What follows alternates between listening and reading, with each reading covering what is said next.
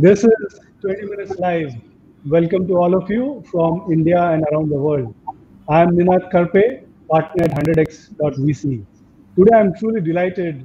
We have with us Keshav Murugesh. Besides being my friend, Keshav is the Group CEO of WNS Global Services, past chairman of NASSCOM, and a member of the very prestigious Wall Street Journal CEO Council. Based in Mumbai, Keshav is responsible for executing the business strategy and directing the overall performance and growth of more than 44,000 people organization, which is WNS Global, across 16 countries, 60 offices, and a market cap of USD $3 billion.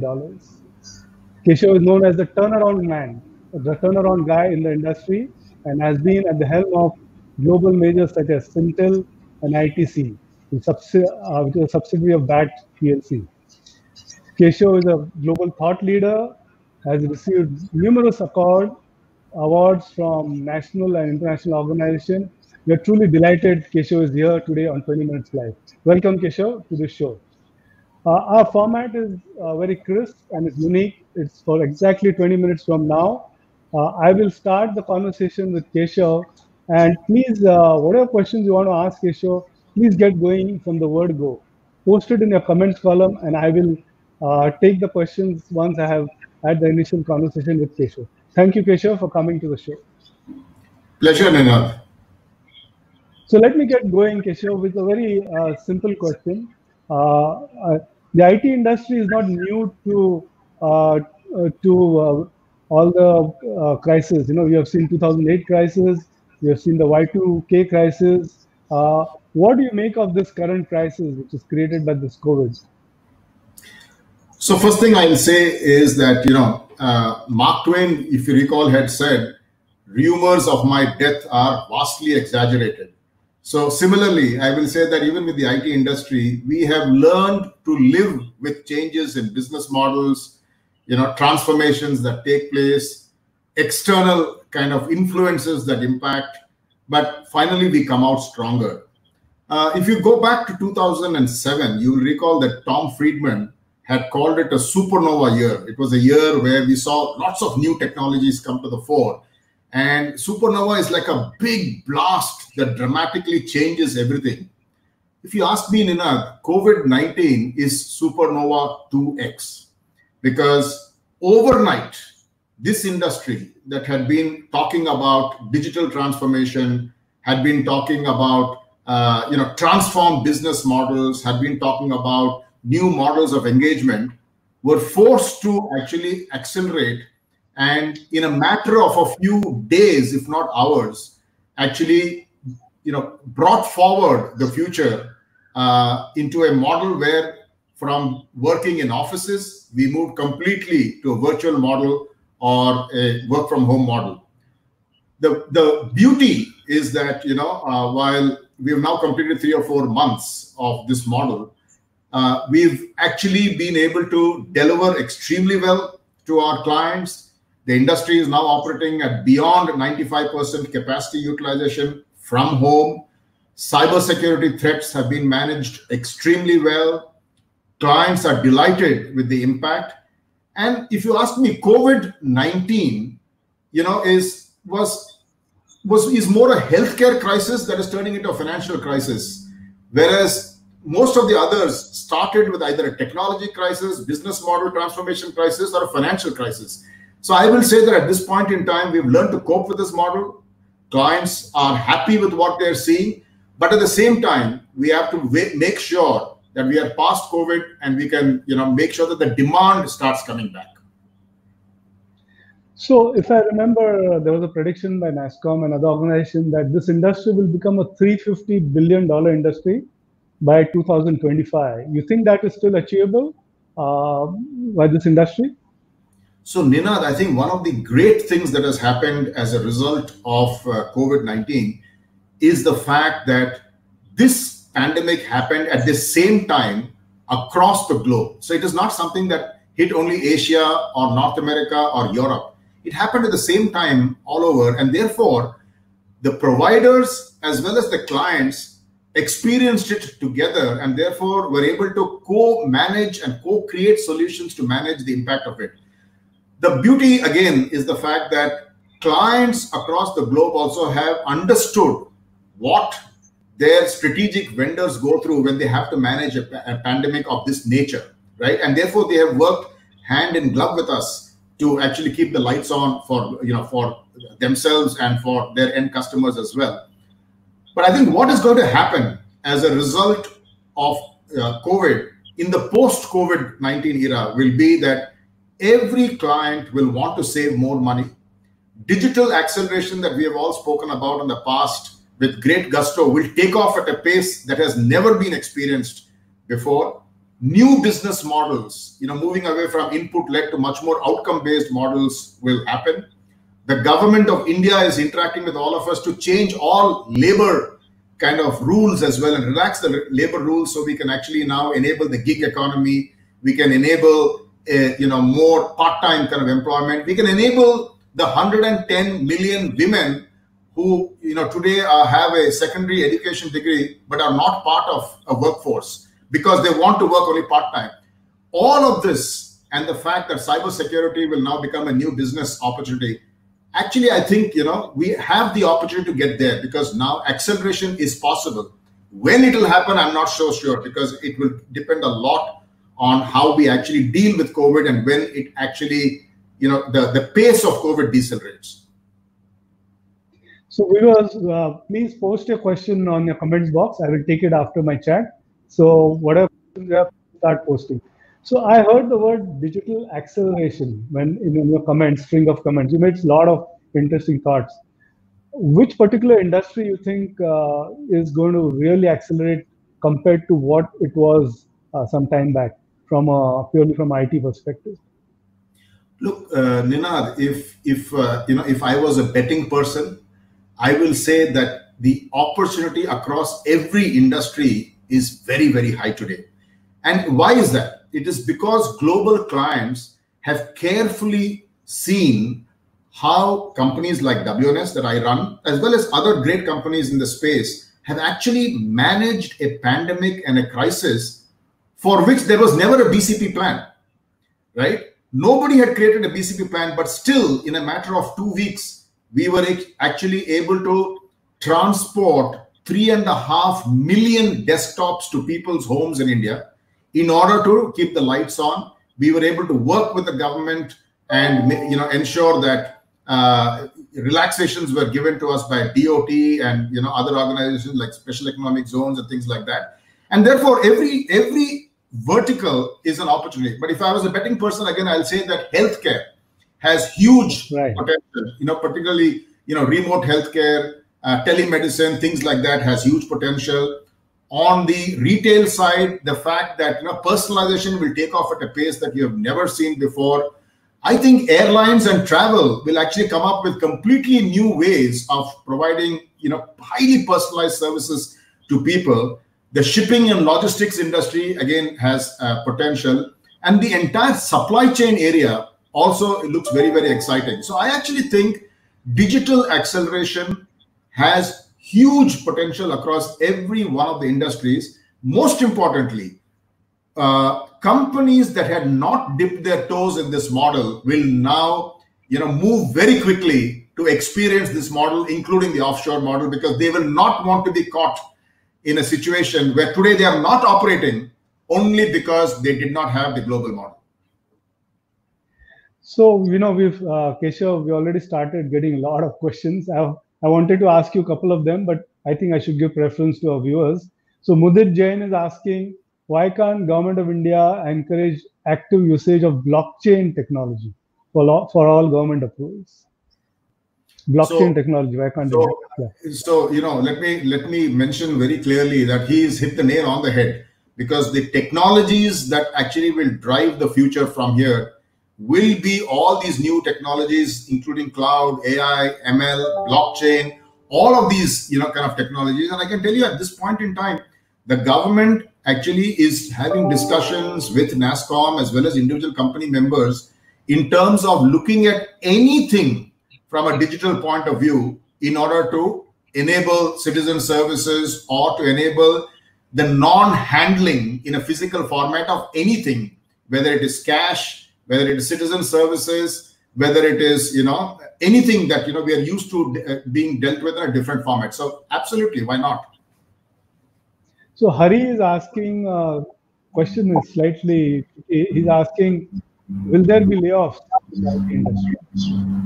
Sorry, I didn't get Will there be layoffs? Will people be laid off in the IT industry? Yeah, Nina, good question. We'll have to wait and see, because at this point in time, I think what most companies, at least the bigger companies, are focused on really are safety of their employees, what I call the trifecta. The safety of employees, keeping the lights on for clients, and at the same time preparing for a very gradual return to work. But at the same time, if you look at the demand side, planes are still not taking off. Travel is badly impacted. No new insurance policies are really being sold. The utility side is badly impacted because people have left their offices and are all operating from home. And the shipping side is also impacted because other than China, most ports are still closed, right? So until the demand comes back, it will be difficult for us to estimate, how long the industry can continue to perform and, manage salaries and expenses without layoffs. At this point in time, we are not hearing about layoffs.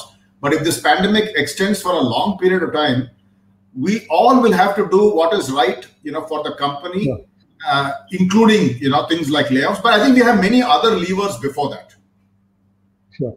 So, Keshav, I have tons of questions. So I'll request you not to be a little brief in your responses. You're already 5-6. Sunil Khanna is asking, you mentioned about healthcare. What about connectivity, remote healthcare? How will that get solved? Again, all these are opportunities. All these are opportunities. Yeah. You saw how the government very quickly came through and created Arogya Setu with the help of a few companies. You've seen across the industry how small teams of people innovated and actually managed this whole crisis for the tech industry from India. So the reality is, I think what COVID-19 has created is the opportunity for everyone to look at every one of these areas as new opportunities, interact with the government, change policy wherever required, and come up with new services. So Surya Tej is asking a question: are the cyber laws in India enough to protect issues connected to confidentiality for people for work from home?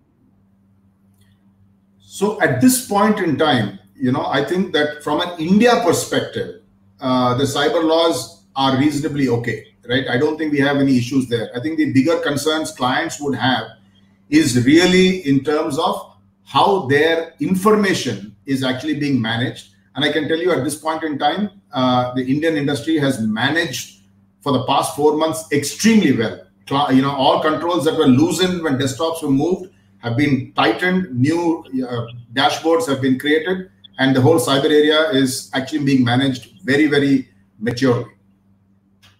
So I want your comment on the announcement by TCS 25-25 that by 2025 they will have only 25% of the workforce coming to office. Is that one-off company situation, or you see that as a trend across all the companies and industries? What's the impact of it? Well, I don't want to really comment on a specific company statement, but I can just tell you that 2025 is 5 years from now. I think in 5 years, horses will fly, so many things will happen, business will change dramatically. All I can tell you is work from home is definitely going to be one of the components of how we will deliver business, in a long term. I think clients have understood that there are certain aspects of tech, services as well as business process that actually lend themselves to work from home. But there are many where you need to come back to the office, and it is not just a question of cost. I think we will also want to go back to the office because of so many other things like culture, cybersecurity, so many other things. So I think individual companies will manage it. But I can tell you, we are working closely with the government to change a number of laws and relax a number of laws to enable it. So, talking about companies, again, I will mention a specific company, but I want your comment on a horizontal basis. You've all heard about Reliance, Facebook, and WhatsApp investment, collaboration, whatever. And we have heard about what they intend to do to the Indian retail and the Indian ecosystem. What is your view? You have said names of companies, but as a model, you think it's a real game changer? Will it really bring IT to the absolute last mile? Just a quick comment. It is a total game changer and is reflected in the share prices of those companies. Nina, it is going to, I mean, today we have 560 million people who have, who are on the internet. The opportunity for us really in India is to take that to all the way to a billion or even higher. And the fact that these companies are creating models where they can go to every village, every small town, every kirana shop and enable, digital kind of models is a huge positive for this country. Great. So Kavindra Sharma is asking, we have had an image of being a more services-driven company. Will that slowly morph into product, or is still a long way off? No, we will continue to be very much focused on services, but I can tell you that we have some very outstanding products within the services company. But I think running a services company needs a totally different culture. We would prefer to be, what we are, but we'll keep adding lots of technology and technology platforms to be impactful. So Biswajit Ghosh is asking about startups in the IT sector. He is saying he's seen more startups only in tier 1 and tier 2. Are there startups happening in lower, tier 3 cities as well? Have you heard of startups, in lesser cities? I know that there are some warehouses in some of these cities, but I don't think the impact in these cities for startups has been there, because I know a lot of these founders, therefore, are actually trying to come and run them from the larger cities. So I think there's a big opportunity for us to push that model into tier 2, tier 3. And I think the changes in some of the laws that we are talking about will also enable that. What is your view, Keshav, on skilling? You have 44,000 people. The IT industry employs close to more than 4 million people. How is upskilling required for them? Is reskilling required? What is your overall view on skilling? Look, I said, a digital acceleration will happen at a pace that we have never seen. It's going to happen very, very fast.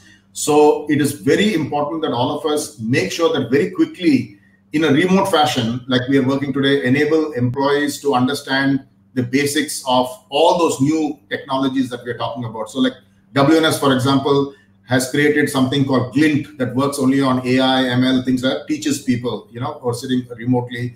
And the whole area of skilling and upskilling is what is going to allow India to have a huge competitive advantage in this space. Because I can tell you, we delivered 8.5% of India's GDP last year, right? We see this as an opportunity for the long term. In the short term, there will be lots of corrections. We may even see a 10% reduction in the overall impact of India's technology next year. But longer term, as long as we skill people, get the right people, and keep moving up the value chain, we are going to benefit like never before. So Keshav, we are coming close to 20 minutes, so last 2-3 questions. What is your advice to medium-sized companies in your sector? Not the big guys, but medium-sized. How do they go through the next 6 months, 12 months? Well, one is they have to stay alive in whatever format. And I don't want to go into a session of explaining how they should manage cash flows and stuff like that. But I think embracing technology is something that they must do today. Many of them had the opportunity to be available on the internet, could have created their websites, could have taken advantage of that in the last 4 or 5 months. Many of them have failed to do it because they just said it's too expensive or something I don't want to do. So I will say there's one thing, technology enablement. The second thing is get good people working with you. These are the two things I'll say. Get good people working with you. So Keshav, I would like to slowly wind down. You spoke about digital acceleration. You spoke about opportunities in healthcare. You spoke about constant dialogue with the government. Is there anything else which you want to showcase that these are the opportunities which people need to understand that they're going to really come fast and soon? Is there anything else you want to add in terms of the positivity of the situation and the opportunities available to the industry? Not really, Nina. All I'll say is there is going to be a time of pause that we are seeing now until the demand comes back. But post that, the quality of conversations we will have with clients will be one of urgency. Every client will want to move very quickly, will not want to replace people, but will really want to move up the value chain in terms of technology enhancements, and will want all of us to provide, that scale to them. So I think the future is very, very positive. So what is your current mood now, Keshav? How would you say it? Is it optimistic? Is it cautiously optimistic, cautious, or pessimistic? Well, cautiously optimistic is what I would say. Cautiously, great. What is the advice you'd give to students graduating, in June, let's say, and wanting to join the IT PPM industry? What word of advice would you have to a 21, 22-year-old, 23-year-old girl or boy? Well, Ninad, great question. Pre-COVID, I would have spoken of other things, but now I will say learn sales skills. Learn sales, great. Learn sales skills, great advice. I will end with I can't let you go, Keshav, without asking a personal question. What is a new hobby which you have learned? You used to travel 3-4 weeks a month as a global CEO pre-COVID. Now you don't. So you're under lockdown at your home and office. Is there a new hobby which you have picked up in this last 2.5-3 months? Absolutely, Ninad. I'll tell you, we've not been able to get much fresh bread recently.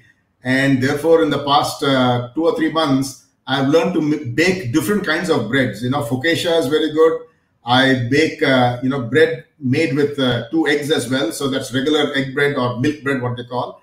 I also make a soda bread and an eggless bread as well. So I'm doing a lot of bread in addition to cakes and stuff, which I anyway did. But bread is something that is keeping me extremely happy. Great.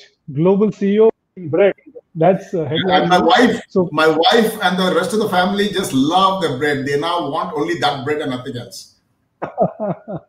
Fantastic, fantastic. So may I request on behalf of viewers to put your recipe on your Facebook account so people can see how to do it, so they can also watch it. It's a Any deal. Closing comment?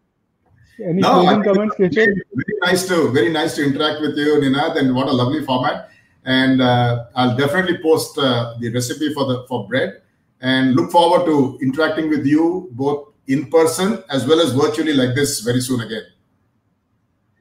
Thank you, Keshav. We are delighted you could join us today on 20 Minutes Live. Very interesting session. You made such interesting points. I loved your digital acceleration, your specific areas of advice to young graduates, to medium-sized entrepreneurs. I couldn't have asked for more. Thank you again for coming. And thank you, viewers, for joining us today. Remember, every Thursday, 5 p.m., 20 Minutes Live. Thank you, Keshav. Thank you. Thank you all.